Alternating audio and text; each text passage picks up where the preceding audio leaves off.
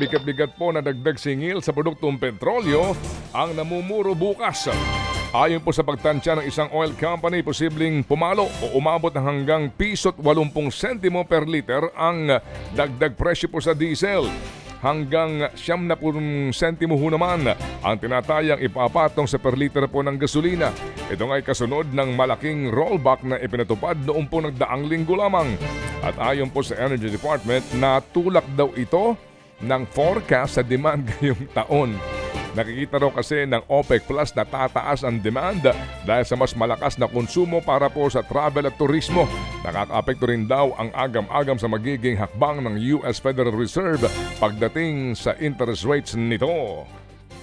Umapela naman ang ilang agricultural group sa pagpapababa ng taripa para sa bigas. Kasunod po yan ng plano ng National Economic and Development Authority o NEDA na tabasan ang taripa mula 35% at gawin itong 15% hanggang 2028. Nadismaya rito ang Freedom from Debt Coalition, Samahang Industriya ng Agrikultura at Integrated Rural Development Foundation o IRDF. Sabi ni Arze Glipo, ang Executive Director ng IRDF, maiengganyo lamang ang mga importer na mag-angkat pa, bagay na makakaapekto sa mga lokal na magsasaka. Anya, tila prioridad ang pag-aangkat para mapunan ang pangangailangan ng Pilipinas, imbis na palaguin ang lokal na industriya. Sabi rin ni Professor Teodoro Mendoza ng UP Los Baños, malulugi ang mga mambubukid dahil mapipilitan silang tabasan ang presyohan ng lokal na bigas para makipagsabayan sa imported rice. Hanggang sa 14 na oras po naman mawawalan po ng tubig ang ilang bahagi po ng Metro Manila sa mga susunod na araw dahil yan sa maintenance activities ng Maynilad at ng Manila Water. Sa abiso po ng Maynilad, magsisimula po ang water interruption mamayang alas 10 ng gabi sa Quezon City hanggang alas 4 ng umaga.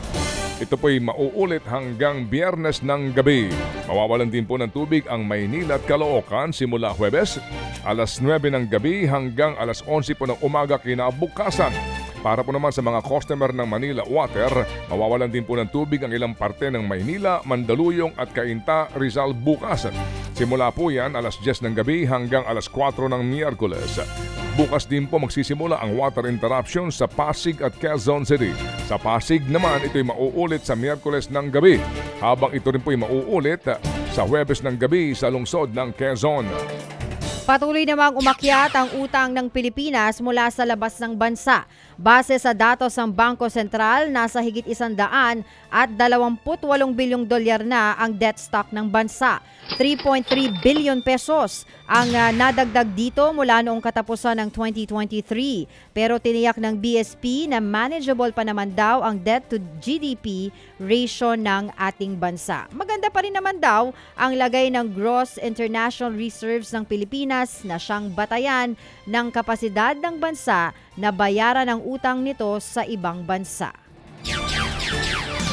Nagbabala po naman ang Land Transportation Office tungkol sa mga scammers na nagpapanggap na nagtatrabaho sa kanila pong tanggapan.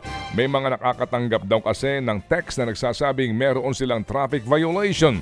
Kasama sa text ang link para umano sa website ng LTO.